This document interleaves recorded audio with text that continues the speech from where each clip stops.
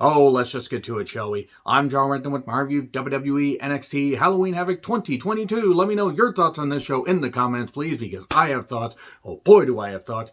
My goodness, do I have a whole lot of thoughts. I got them written down here, but move over the Yeti. Is that a head he's got on or a stunt? Move over Hogan versus Warrior 2. Why did they do that so many years late when they couldn't even move any more Boogaloo? Move over Halloween Havoc 1999. Vince Russo dooming WCW in the first pay-per-view that he was in charge of. Actually, in all honesty, WCW was doomed anyway, but he just helped hasten it. Move over all the, fake stings that showed up, I believe, at Halloween Havoc 1999 and Halloween Havoc 1997. The fan that jumped in the cage between Piper and Hogan. Remember that idiot? Yeah, that guy deserved to have his ass beat. Move over 1994 when they decided to have Mr. T handcuffed, still counting the pinfall, and Sherry doing everything she could to help Ric Flair save his career that ended up not needing to be saved because he was back within a few months because WCW didn't know what the hell they were doing. Hell, move over Barry Windham as Sting, who laid down for Sid Vicious, and then the real Sting came back and retained his championship. Move over Black Scorpion, move over every bad decision and every bad match that ever happened at any WCW Halloween Havoc main event. Or any event, doesn't really matter. Any Halloween Havoc event that was under the WCW banner was better than shit that took place on this show. And there was some good shit that happened on this show. Unfortunately, it was just buried in the creative quagmire giggity that was a whole bunch of bad decisions and lengthy matches. And I have a question. Before I really dive into this, one thing that I noticed, they were doing some video packages for like Bianca, Miz, a couple on Cody, and that's great. There's nothing wrong with that. They did one on Lashley, and that's great. You want to highlight your stars. You want to give a reason for people to watch Raw and SmackDown, because even though the ratings have gone up, because Triple H's regime has done a little bit better with the television product presentation, let's be honest, you want to do everything you can to boost that up. So, okay, let's present some stars. The show was already dragging on as it was, and it came in under 3 hours. Despite all that, it came in under 3 hours, and while there were good moments, Jesus, tap dancing on a motherfucker grave's Christ, good Lord. Some of the decisions actually made me wonder, why is NXT not just strictly on the cock? Why is it being given USA Network money? They have barely, they've plateaued with ratings. The interest just isn't there. Talents are trying. It's not even the talent's fault at this point. I think Shawn Michaels' bad eye is booking a lot of this shit, and then his good eye is booking stuff like the main event. There's so much potential for so much good stuff, and all they did was change the logo. Now it's just NXT 2.0 with less of the Paper Mario color splash. I just don't know what I'm on about anymore.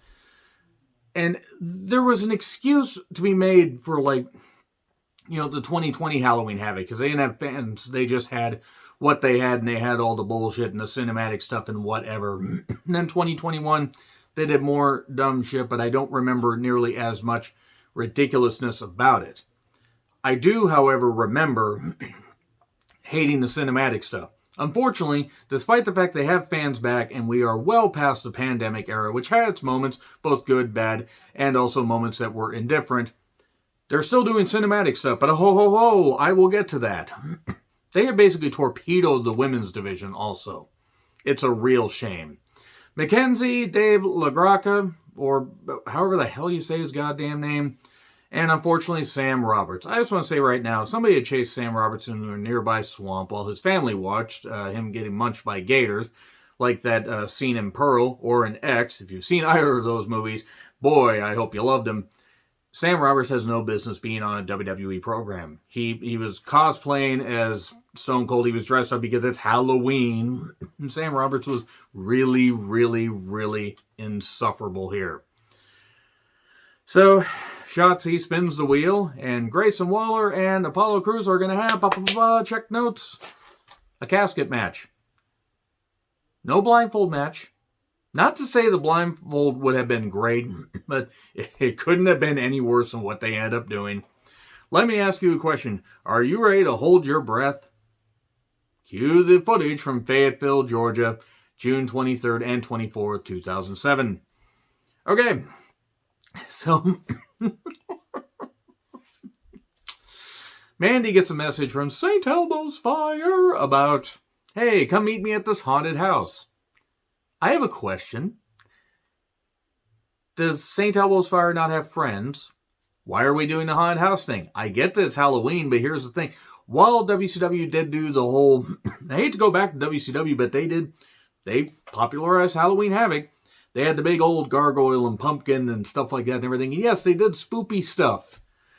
But at the same goddamn time, they also just used the Halloween Havoc backdrop there, and they had people dress up in costumes. It was what it was. They tried the Yeti, and it wasn't any good. It was abysmal.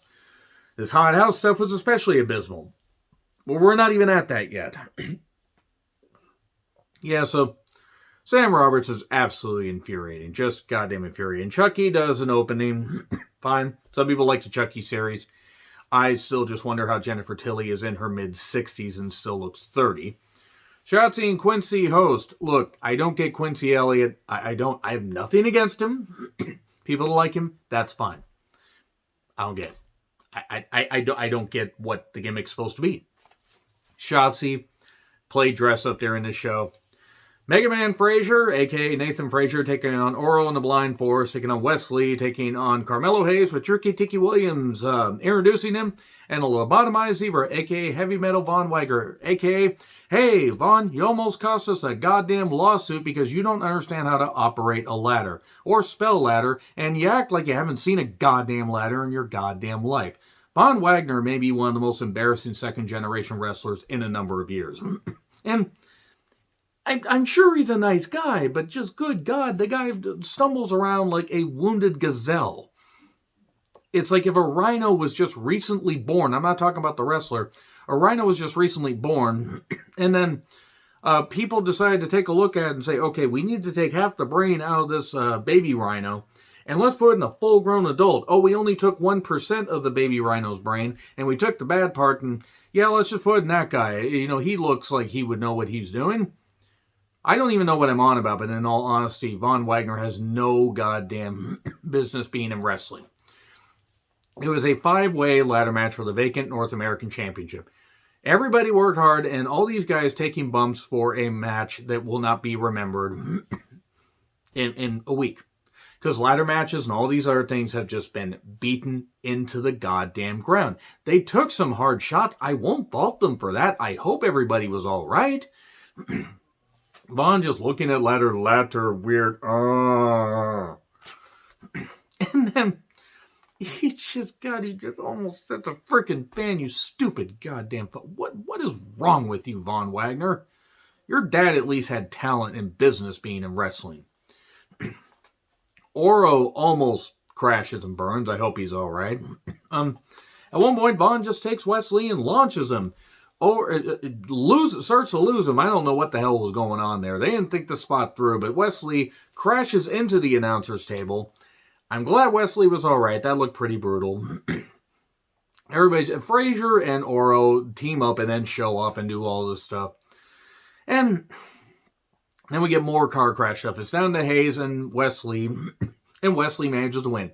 New champion, good. That was cool. I was glad that Wesley won. The match went on for 5,000 years, but it was good for what it was in establishing Wesley as the new champion. And then there are druids that have a goddamn casket, because why wouldn't they? But then we cut to Toxic Attraction driving around. Hold on, Lady Driver's coming through. And they decide to go to this Spirit Halloween set, and actually the Spirit Halloween movie looked more credible than this. And I'm just going to say right now that while I have praised Toxic Attraction in the past, and I have praised St. Elmo's Fire's work, and JC Jane just steals every scene that she's in, this was stupid, this was ridiculous, and every creative mind that came up with it deserves to be fired. And I mean fired immediately. Can them. Ban them from wrestling and send them to Hollywood, because they obviously want to make bad horror movies. Go to Blumhouse. They know how to make bad horror movies. Go to the Asylum. They know how to make bad horror movies. But those are more entertaining than this. I would rather watch Fantasy Island from Blumhouse and Truth or Dare back to back on loop for 8 hours. One. Just show them back to back to back to back.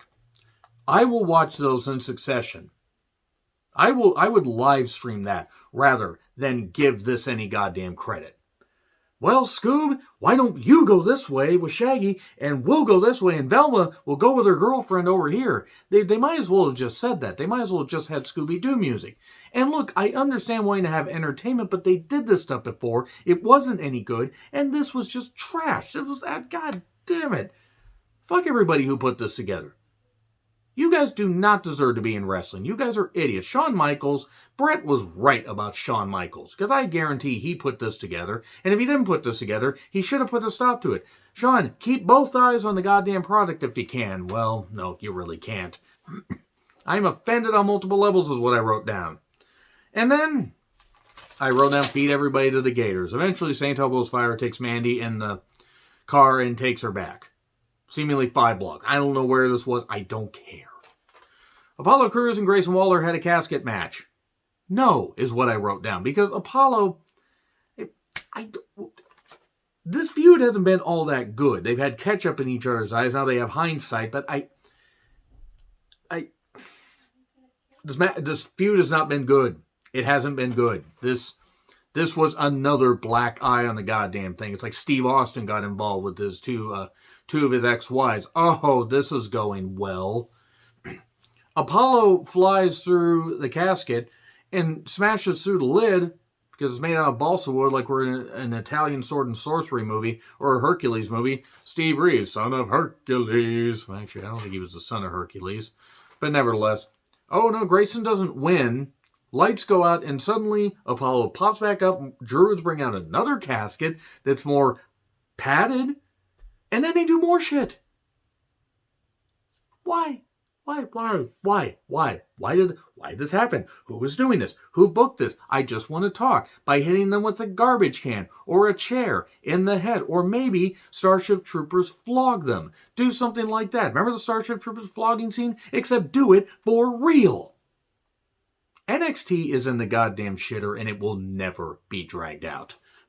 Any good is immediately covered with whatever creative is doing now. Apollo wins. It didn't matter. And that's a shame because Grayson is insufferably good in the ring and Apollo can work.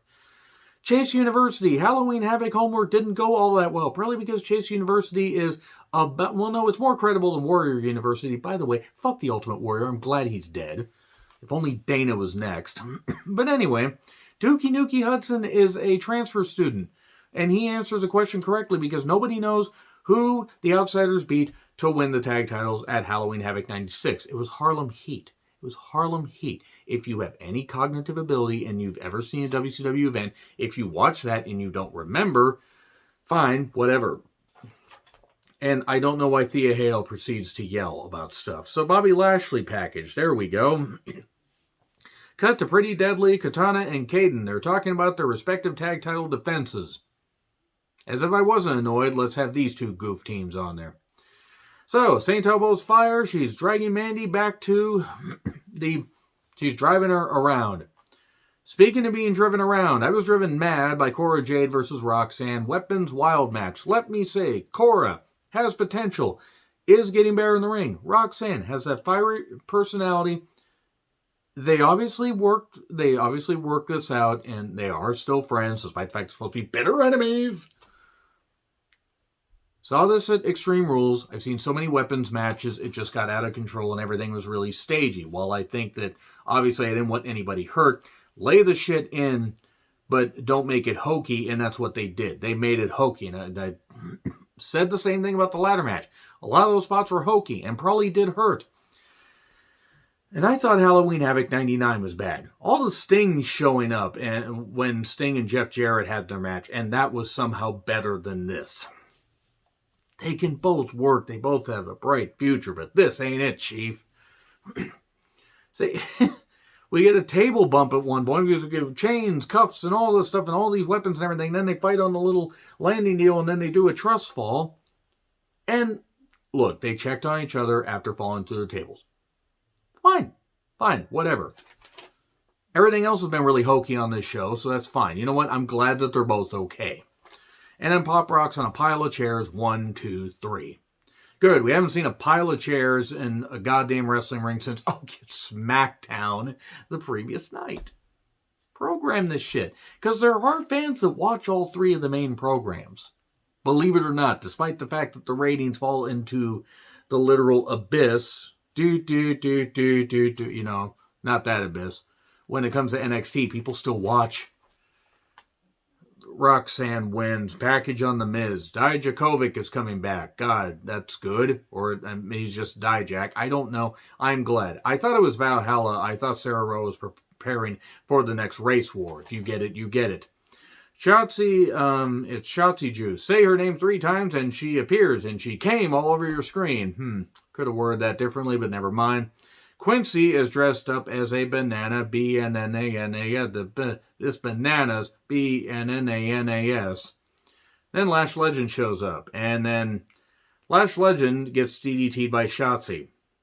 That spot took about 10 years to complete. I don't know what the point of this was. They already had matches stretch on way too long, and that would be the case with another one coming up. God damn it. Then we get another package. We get a Cody package. We got various packages throughout the show. I hope Cody comes back 100%. I hope he comes back soon. He's going to come back by the Rumble. And he should come back by the Rumble. Have it be a surprise. Have it be a mega pop. So anyway, Joe Wayne Gacy, Fowler, Jägermeister, and the Masked Girl are going to reveal who they are. Well, she's going to reveal who she is on this week's TV. It's either Aladon or The Rock's daughter, Ava Raine, I believe. So, all right, I'll see who this masked woman is. Julie, who do you think it is? Honestly, who do you think the masked lady is? Julius Creed versus Damon Kemp in an ambulance match, and if there was ever a time to bring the ambulance match back, it wasn't for this feud. It's not that Julius Creed can't work and that he isn't talented. It's not that Damon Kemp hasn't shown a lot of skills. It's not that a personal feud doesn't deserve a final send-off. They couldn't even get the ambulance into the venue because it's a small venue. Don't book the match. Make it a stretcher match. Make it where you put somebody on stretcher and you have to push them across the finish line or something like that. You could have done that. That would have actually made sense. It would have actually built some drama. I mean, save the drama for your mama, as Booker T said. And boy, speaking of people that don't make any sense, Booker T on commentary. Oh, shucky ducky. What the fuck are you on about, Booker? They laid shit in, but this had to go 20 minutes. This had to go 20 minutes, 20-25. It sure felt like it. There was a wheelchair spot where, Kemp was locked in and got pushed into the steps. More comedy goofiness. And then back to the ambulance. A powerbomb on a stretcher back in the arena. And then Julius wins. There we go. Julius wins, and then the ambulance leaves. And then St. Elbo's Fire is driving there. Hold on, lady driver coming through. Just to cement the fact that women are probably not going to be watching my show, even though I say stuff with love and jest. St. Elbo's Fire versus Mandy. So after all that comedy ridiculousness, that absolutely abysmally putrid shit that happened in that Halloween, Spirit of Halloween house. Now they're going to have a serious match. JC and Gigi, by the way, apparently were eaten by zombies or ghosts or something like that, or people that were on the set. So they're not going to come back, are they? They're not going to come back, are they? Yeah, they came back. After all that, it's an NXT Women's Championship match. St. Elbo's Fire against Mandy Rose. After all that stuff that they did, they expect us to take this seriously. And here's the thing. I'll get to the finish and I'll talk about the stuff, but we get somehow they get back. Somehow JC and Gigi get back. The referee gets bumped. Gory bomb, no ref. And then Alba has no friends. St. Elbo's Fire has no friends. And then Kiss by the Rose, or Kiss from a Rose, whatever the hell it is. 1, 2, 3. So after all that, we don't put the title on St. Elbo's Fire. You're calling her up, fine, that's okay. I'm not even knocking Mandy here because she has been through a lot just in the last month alone. I feel for the fact that she lost her brother. Her title reign has been here and there. It's been almost on a pendulum, flying back and forth and It's doing that. And I understand that she has improved her work. She actually has gotten better in the ring. I'm not saying she's a world beater. I'm not saying she's a ring general because she's not Walter Gunther, but she's gotten better. The booking has been the same, though. This is approaching Shayna Baszler title reign territory. So who's left? People have said Nikita and Grandma Stark aren't going to win the tag team championships, which they probably won't. And that means Nikita Lyons could end up being the one to beat Mandy, which would be really, really dumb. Because Nikita, none of us will live long enough for Nikita Lyons to get good enough to carry a division, or even carry a championship, or even get to the point where maybe she pulls her head out of her goddamn ass as far as how she feels about world events. If you know, you know. And that's quite an ass to pull a head out of. Believe me, I've had to do it. Don't ask me any more questions. Can't answer until the cases are settled. And I mean, you can't have Zoe Stark go after her or whatever, even though Zoe Stark was there when the first women's champion was ever created. And when she was in school, they didn't have history. She was there for the original Salem witch trials. I understand Bobby Fish actually called her a heathen. And he did the same thing when he blamed people for the Black Plague. Nevertheless, enough age jokes. Who? Roxanne Perez? No, after that Weapons Wild match, you should not give it to Roxanne Perez, because that would require her to cut promos. She can't cut promos. She has a bubbly personality and definitely is somebody that can be the future, but giving her the championship? No. So you pretty much torched the goddamn women's division. You've burned it all down again. It's literally like Triple H is booking the goddamn thing again. I don't know what the hell's going on. If you're calling up St. Elbows Fire, fine. Calling up Alba Fire, that's fine. They made her look like a goof. Oh, you could beat them up 3-on-1 on Tuesday. And you couldn't beat up diminished people 3-on-1 when it counted. As the kids say, make it make sense. You get a Cody package again. Then Nikita and Grandma Stark talk. Idris Enofe and Malik Blade talk. They're talking about their respective tag title shots. And then JD McTuna, a.k.a. the Shaved Ewok, a.k.a. the man who looks like a human bobblehead, took on Ilya Dragunov, and they both took on Rex Braun. It's the man who's the Rex Steiner, the Braun Steiner. Braun Steiner. 3-way NXT championship match. It was well worked. It went on a bit long. It was a bit awkward at times. They picked it up at the end. JD McTuna kept doing the picking and the attacking. And then eventually we got some triple team spots. We got Dragunov just firing up and everything, going for the torpedo, but spear, 1, 2, 3. And of course, Dragunov takes the pin. I have a feeling Dragunov is going to be called up very, very soon. You know what? If you don't have Gunther hold on to the Intercontinental Championship to break Honky Tonk Man's record, you know who you should have beat him? Dragunov. Why the hell not? Now, I'm not saying call Dragunov up right away, but call him up right after Mania. Do something. Make it count. That being said, this show was maddening because there were moments that could have worked. But they overbooked it. They made it overly gimmicky. They made it overly ridiculous. They made it the worst Halloween Havoc event that has ever taken place. Taking into account Halloween Havoc 1990, Halloween Havoc 1991 with the Chamber of Horrors, didn't even mention that. Horrors, by the way. And even Halloween Havoc 1992, Spin the Wheel, Make the Deal, where Jake the Snake turned on him. And when your snake turns on you, you've made some bad choices in life, haven't you? And Iete and all this other stuff. But nope, worst Halloween Havoc event ever. I understand there's a need for entertainment, but that only helps if you have entertainment. God, I'm so fucking done with NXT. I need to decompress. Let me know your thoughts in the comments. Like, share, subscribe. Twitter handle in the description. I'm John Ritlin, Shawn Michaels. You can go straight to hell for your fucking booking, you goddamn moron. See you soon.